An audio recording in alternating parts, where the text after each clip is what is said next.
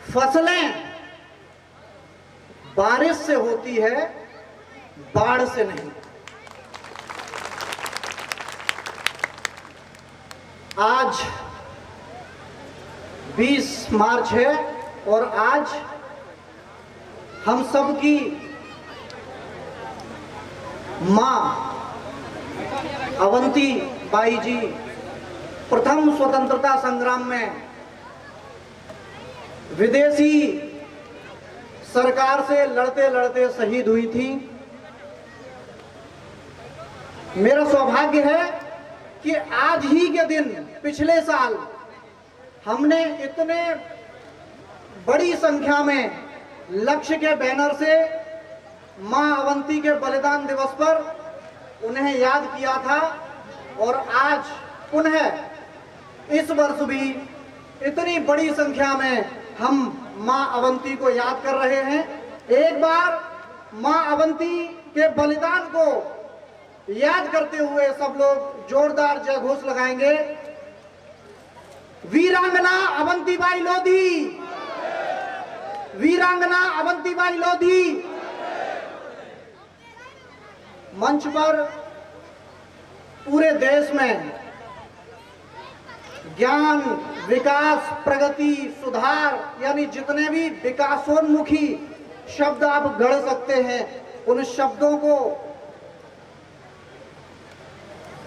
Follow करने के लिए प्रेरित कर रहे ऐसे महान शख्सियत जिनके नेतृत्व में, जिन्हें सुनने के लिए हम सब एकत्रित हैं। अमरपाल सिंह लोधी जी, राष्ट्रीय मार्गदर्शक श्री गुलाब सिंह लोधी जी, एसडीएम साहब, उत्तर प्रदेश के कैरियर गाइडेंस सेमिनार के प्रभारी श्री ऋषभ लोधी जी, राष्ट्रीय अध्यक्ष जी श्री धर्मपाल सिंह जी, और छत्तीसगढ़ से हजारों किलोमीटर की यात्रा करके आए लक्ष्य के राष्ट्रीय महामंत्री जी श्री पूरन सिंह पटेल जी, और प्रदेश की पूरी टीम, लक्ष्य के तमाम जिलों से आए पदाधिकारी, और इस रुदौली जो मुझे दिख रहा है कि लक्ष्य की क्रांति देश में कुछ जगहों पर विशेष रूप से चिन्हित की जा रही है, रुदौली उनमें से एक है। इस भव्य आयोजन के लिए, रुदौली के शानदार आयोजन के लिए जोरदार तालियां, जोरदार तालियों से स्वागत कीजिए। बंधुओं, चूंकि ये लक्ष्य का मंच है, एक एक मिनट कीमती है और इतने बड़े मंच पर मुझे समय मिला है, मैं बहुत बहुत आभारी हूँ। मैं केवल एक पॉइंट पर और अपना विचार केंद्रित करके अपना स्थान लूंगा। एक शब्द है या एक वाक्य है, आज का युग प्रतियोगिता का युग है।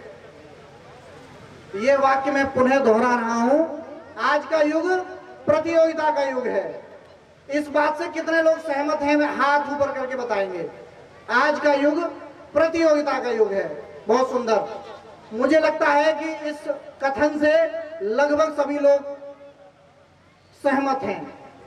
मैं इसका एक बिल्कुल व्यवहारिक उदाहरण दूंगा। चूंकि मैं बेसिक शिक्षा परिषद में सरकारी अध्यापक हूं और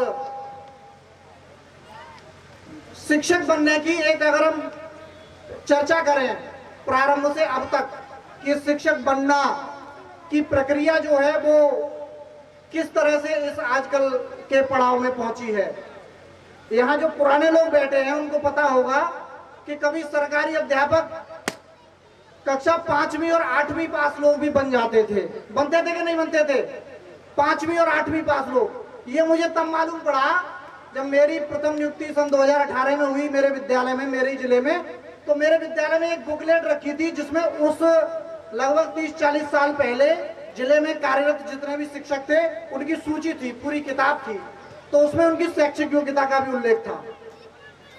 तो उसमें मैं देख रहा था कि 5वीं और 8वीं और 10वीं पास लोग अध्यापक बन रहे थे। फिर समय बदला, यानी प्रतियोगिता का स्तर बढ़ रहा है। मैं आपको यहाँ आपका ध्यान ले जाना चाहता हूँ। उसके बाद कम से कम शिक्षक बनने के लिए इंटरमीडिएट आवश्यक हो गया। फिर समय बदला, उसके बाद इंटरमीडिएट के बाद एक बीटीसी का कोर्स चला था, केवल 2 साल का, या हो सकता है 1 ही साल का हो। उसके बाद वो प्रशिक्षण पास करके और शिक्षक बन जाते थे। उसके बाद फिर समय बदला। बहुत से युवा ऐसे होंगे जो शिक्षक बनना चाहते होंगे, है ना, उनको इस चीज पे ध्यान देना है बच्चों को भी उसके बाद फिर समय बदला और ग्रेजुएशन के बाद सीधे बीटीसी करिए और शिक्षक बन जाइए। फिर समय बदला, आप ग्रेजुएशन करिए और उसके बाद बीटीसी करिए और उसके बाद फिर टेट करिए। ये युग आ गया 2010 का। यानी आप ग्रेजुएशन करिए, टेट करिए, बीटीसी करिए, तब टेट करिए, तब शिक्षक बनिए। और उसके बाद फिर एक युग बदला 2018 में। आप ग्रेजुएशन करिए, आप बीटीसी करिए या बीएड करिए, उसके बाद टेट करिए, उसके बाद सुपर टेट करिए। मेरा सौभाग्य है कि 2018 की पहली परीक्षा जो सुपर टेट के माध्यम से हुई थी, उस भर्ती में स्थान बनाकर मैं शिक्षक बना। इस बात का ये प्रदेश की शैक्षिक क्रांति में जो ये नया युग का सूत्रपात हुआ। अच्छा, हमारी भर्ती अपने आप में बड़ा विचित्र थी। जगह थी 68,500। पूरे प्रदेश के लोगों ने उसमें फॉर्म भरा और पेपर की प्रकृति ऐसी थी कि जितनी जगह थी उतने लोग भी उस परीक्षा को पास नहीं कर पाए। 68,000 जगह में से केवल 43,000 जगह भरी गई। क्या 68,000 भर्ती के कोई शिक्षक हैं क्या यहाँ पे हमारे साथी? है क्या कोई? है ना? पिछली बार तो मिले थे, आज ही के दिन 1 साल पहले, है ना? अब उसके बाद एक भर्ती हो रही 69,000। उसमें क्या हुआ? 10 लाख लोगों ने टेट की परीक्षा दी, उसमें से केवल 4 लाख लोग पास हुए और जगह थी 69,000 और 1 लाख लोगों ने सुपर टेट की परीक्षा पास की। यानी 30,000 लोग सुपर टेट की परीक्षा पास करने के बाद भी टीचर नहीं बन पाए। आप अनुमान लगा लीजिए कि प्रतियोगिता का स्तर कहां पहुंच चुका है।